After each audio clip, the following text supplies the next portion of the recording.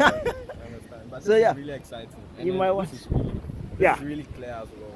It's really, really clear. Someday you should get one for yourself. I think I'll be yours. Cry is coming, so Yes. more content. Yes. Hi, it's KhoPhi here with Clifford once again. Today we had a chance to go to the they call the place Botiano and did some FPV flight shots. So with Clifford to do some test flights.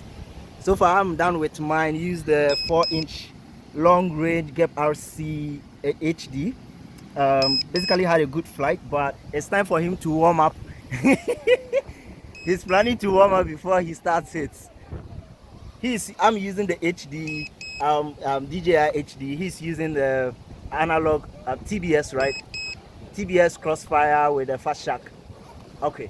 What's your take on flying the DJI FPV for the first time? DJI is really different. Like, I mean, it's eye changing. It's like day and night difference between analog and digital setup.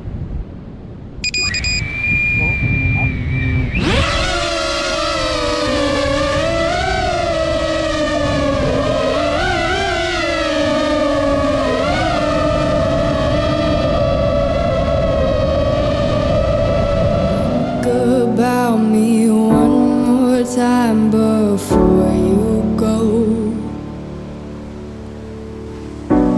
Someday you'll know. Someday you'll know. You know what I'm going to say. I've been feeling this way for far too long.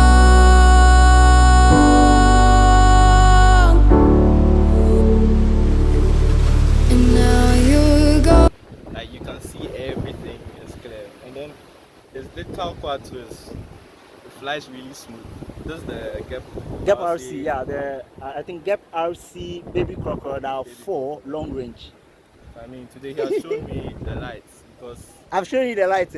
yes, for digital. The only problem is DJI. I still like analog. No, I would also go analog, depending on the use case. Like if you are doing this the racing and those kind of things, those freestyle, if you want to do rips and you get like, I actually want to do live freestyle, not just in a simulator. Okay. So I think this is a big step for me. In my case, this is, I just want to fly and capture content. I'm not those skillful doing the trippy spins and I understand. But so this yeah, is really exciting. And you might want. This is really clear as well. It's really, really clear. You got a chance to test out the smaller quad that you recently got from Stefan. How was the experience like?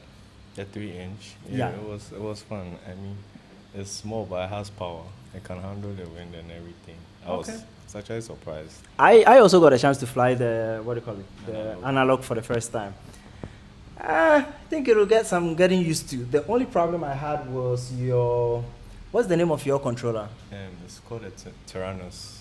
Yeah, the Tyrannos. The controller, it's too. Is it adjustable? Because like it's too hard in terms of. I think moving. something can be done about it, but greasing it on. But for me, no, I think if you open it, you can adjust stuff. Okay. But I think for me, you are okay with that. It's okay. Yeah, that's what I've been using. I mean, like isolation. It needs to be smooth enough to use. Anyway, we got some shots like you can see from here. This is, I think, the shot from the GoPro. This has been stabilized with the Real Steady Go, and then this is also the shot from the Hawkeye. Of course, you can see the difference. The Hawkeye is pretty much like a trash camera, but it works. It's fun. It's been stabilized also in DaVinci Resolve as well. So I think if you are in Accra here looking for a wide space to go and fly and experiment with things, that section of the beach is there. You can play along. That's not the only place you can fly. There's a ton other places you can go and fly. So the GoPro footage we got, his quad is a long range quad that has like only 2 blades, so it's not powerful enough to carry the weight of the GoPro. So I was really careful with how I flew, so I didn't really do anything crazy. I was just going back and forth. So. Well, yeah, the GoPro is really heavy in terms of like it weighs the quad down a lot. if you would want to carry a GoPro, like the normal standard size GoPro on it, you probably need to make the blades, maybe get a tri-blade or something of that sort. That Yeah, way, like, much more bigger motors too. yes. But- In that case, then you'll be sacrificing like the long rangeness of it, Yes. I mean, if that is something. I mean, these were made to carry naked cameras. Of course, and carrying the Firefly on it is, Was perfect. I mean, it's almost negligible. they'll Like, see it your doesn't- flights when you. Yes, 'Cause yes. You went all the All way. the way. Like I could go as far as like almost a kilometer with, and that's even using the true RC mod antenna on only one side. So if I'm able to get an extra side over there, I imagine say I could go probably 1.5 to maybe 2 kilometers on like a beach like that in a line of sight. But yeah, I mean, the GoPro is heavy for the 4S. I could feel it in the sticks. It's if with you this. try and do yeah, any I mean, sharp movements, you are not going. So in that case, when you are on a dive, you notice I almost hit the ground. Like if you are on a Yes. dive, you need to really start punching up before it gets closer to the ground, because if you want to lift up whilst you are down, you won't get enough like thrust to go up. Yeah. recover. Anyway, so this has been fun, and we're currently stabilizing the footage, and so you get to see them as well. We'll jump into DaVinci to edit this video as well.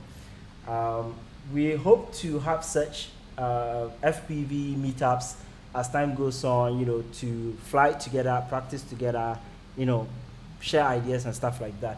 If you want to join the upcoming FPV community here in Ghana and beyond, you don't necessarily need to be a Ghanaian. You can find a link in the description to join the FPV Africa community, and let's just share ideas. Yeah, hopefully that's one spot we've gotten. We have another spot, which is the golf place. So there's going to be a few other places we would want to go hang out and fly. If you want to tag along and come, definitely you are more than welcome. So buy your quads and Buy your quads and and even for him, he's got some new quads on the way coming, so it's definitely going to be fun, you know, going back there to fly. Anyway, thanks for joining us in this one. We'll definitely come away with more updates on FPV and hope to talk to you in the next one. Bye.